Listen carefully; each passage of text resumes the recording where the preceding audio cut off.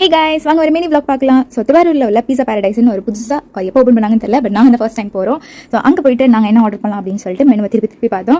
என் husband மெனுவை பார்க்கறேன்னா அப்படியே கடையை சுற்றி பார்த்துட்டு இருந்தேன். பார்த்தீங்கன்னா full and full art work பண்ணி ரொம்பவே பியூட்டிஃபுல்லாக இருந்துச்சு கடையோட ஆம்பியன்ஸ். அண்ட் நாங்கள் என்ன ஆர்டர் போட்டிருந்தோம் அப்படின்னு பார்த்தீங்கன்னா ஒரு ஃப்ரைட் சீஸ்பூன் மோமோஸ் அண்ட் வந்துட்டு பீஸா தான் ஆர்டர் போட்டிருந்தோம். ஸோ ரெண்டுமே வர வரைக்கும் நாங்கள் ரெண்டு பேரும் அப்படியே சும்மா எங்களை நாங்கள் வீடியோ எடுத்துக்கிட்டு அப்படியே நாங்கள் இந்த கடையை பற்றி பேசிக்கிட்டு இருந்தோம்.